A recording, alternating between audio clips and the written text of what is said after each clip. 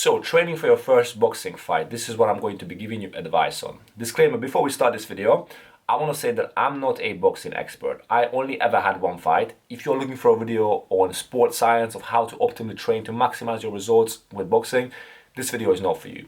All I'm going to do is share my experience with you, what it was like for me to fight, have my first boxing match, the kind of training that I have done, break it down to different types of training, including conditioning, cardio, and boxing exercises. And I'm gonna critique myself and give you advice on how you should train and how you shouldn't train. It is not perfect, but I'm solely gonna base this on my experience.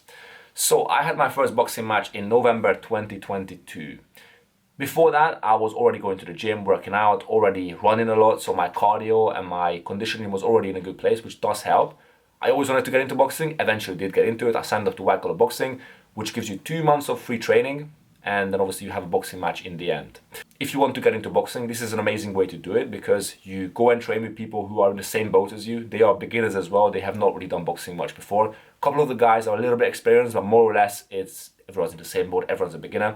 And in the end, you get to have a boxing match, which helps you to understand whether this is for you or not, or how much you like this. Now, with your first boxing match, the chances are this is going to be 2-minute rounds, maybe 3-minute rounds, normally 3 rounds, and that's it. And right now you might be thinking, yeah, 3 rounds, that's easy. I barely have to train for it. 3 rounds I can last easily. I'm not going to get tired, but the problem is that that's not how it works. 3-minute rounds or even 2-minute rounds is actually incredibly long. Feels very, very long when you're in there. Think of it this way. When you're fighting someone, they're trying to hurt you, you're trying to hurt them, you're going hard at each other, you're fully going all out sometimes because you're a beginner. It does take a lot of energy out of you. Think of a street fight. Have you ever seen a street fight that's longer than 15-20 seconds? No, it just kind of escalates and it ends before you even know it. And with a boxing match, the problem is that it goes on for way longer, and in a 2-3 minute round, you can get actually incredibly tired. So you have to train very, very hard. So how do you train? What kind of exercises can you do? So as I was saying, I got into it 2 months before the fight itself. With White Collar Boxing, they give you 2 free training sessions a week, which I did go to, but I also did some extra things on the side for conditioning and for cardio. So what I'm going to do is break it down to cardio, conditioning, and boxing exercises about the type of things that you should be doing when it comes to this stuff. So in terms of cardio is actually very, very important because, as I was saying, you do get tired pretty quickly when you're in there, even though it's only 3 rounds. Trust me, it's difficult, really difficult. Running is key. Running is very, very important. You have to make sure your heart is in a good place where you can last very, very long. Start doing some running. Me personally, I went on 1-2 runs a week. I try to do 5, 6, 7 kilometers, always try to improve my time.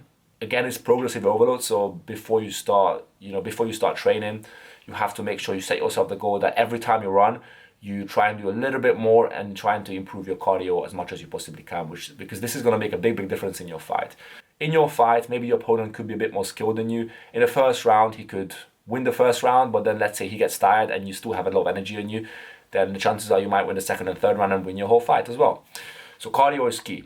I have done running, but you don't have to do running. Some people have bad knees. In that case, you can also do other things. The point is to push yourself very hard to get your cardio up to the best possible level. So do running, do cycling, do swimming, whatever it may be.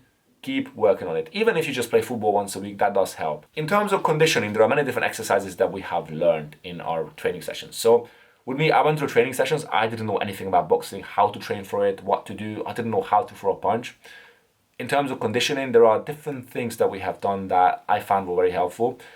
What you might find before you start training is that when you throw punches and you have a 1-2 minute round, even on the bag, your shoulders are going to start to hurt. There's many ways to condition your shoulders as well, which we focused on quite a lot, and you will as well when you train for a boxing fight. One thing that we have done is weighted shadow boxing with 1.5, 2 kg dumbbells. This is something that is actually harder than it looks. I mean, from hindsight, you're looking at somebody punch in the air with 1 kg, 2 kg dumbbells, and you think, oh, that looks really, really easy. But it's way harder than you think, especially if you have to do it for 3, 4 minute, 5 minute rounds. Because with this, we normally do 4, 5 minute rounds. A fight itself is normally either 2 minute rounds or 3 minute rounds, right? But to make sure that you're fully ready, it is actually ideal to do 3, 4, even 5 minute rounds with weighted shadows. Another exercise that we have done is simply working on, we have done lateral raises, but almost like conditioning version of it, which consists of you holding up the dumbbell on the side in front of you, doing little scissors, and again doing this for 3-4 minutes. This is something that really, really helps you to condition your shoulders, which again is very, very key to make sure that you can last a whole 3 3-minute rounds. So as I was saying, this is something that we have done in the boxing gym with the boxing sessions, but I have done some homework on the side to make sure that I am optimally conditioned for the fight itself. Apart from that, we have done various other conditioning exercises.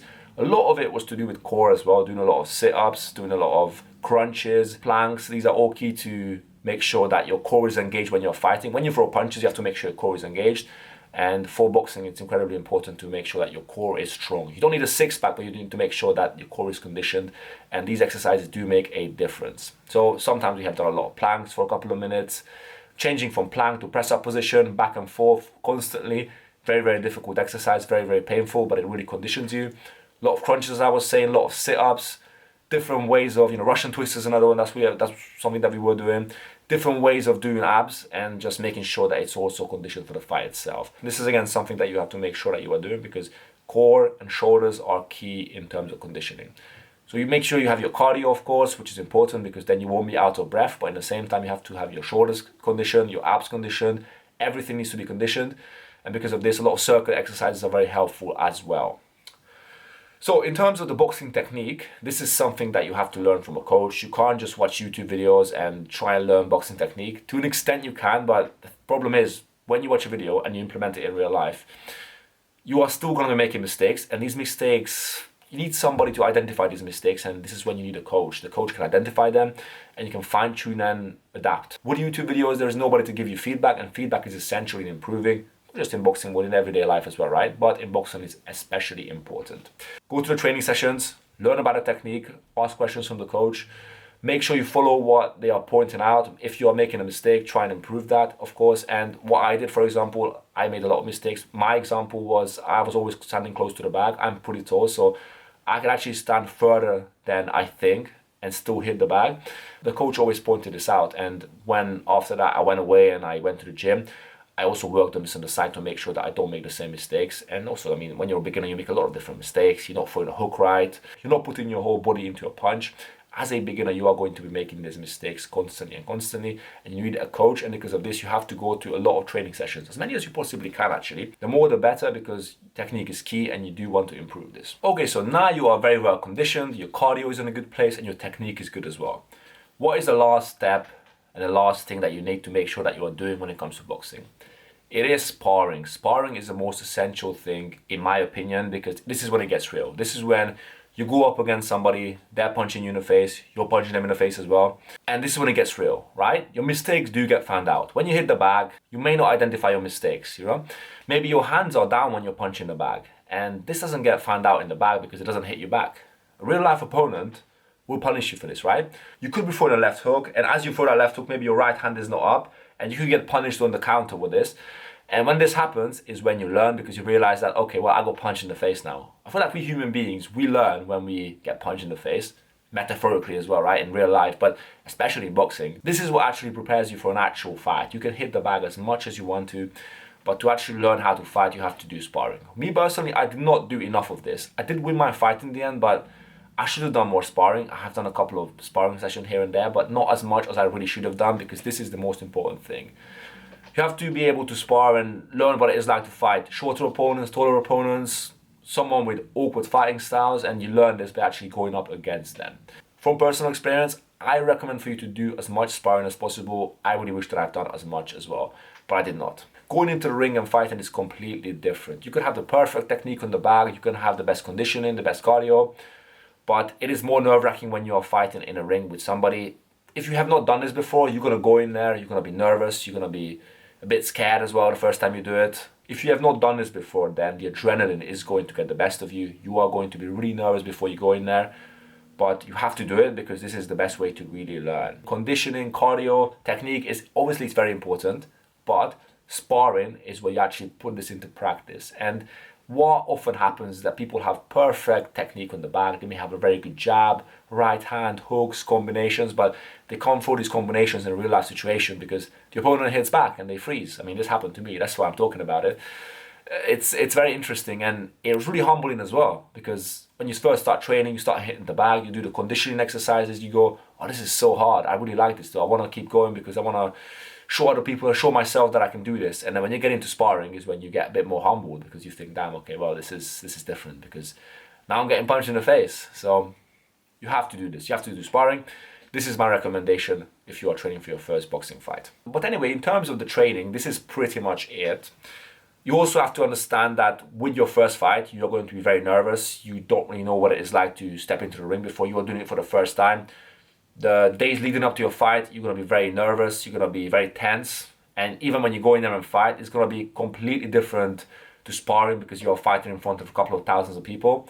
It's a different experience, and there is nothing out there that will prepare you for that. So the only thing you can do is train your hardest, and you do this by looking after these 4 or 5 things, which includes your conditioning, cardio, doing some sparring, and working on your technique as well. This is how you maximize your training, but as I was saying, there isn't a proper way to prepare for a fight in front of thousands of people. And this is also the reason why you'll remember this for the rest of your life. This will be an unforgettable experience. And this is why I really recommend for you to do this. Maybe you're watching this, you are thinking about signing up, maybe you already signed up and you just want to get some tips. Hopefully you found this video useful anyway. If you did, consider giving it a like. Apart from this, I do videos to do with sports, like boxing for example, sometimes to do with self-improvement, working out, gym. If these type of topics interest you, then also consider subscribing to the YouTube channel and tune in for the next video, which I will actually release next week.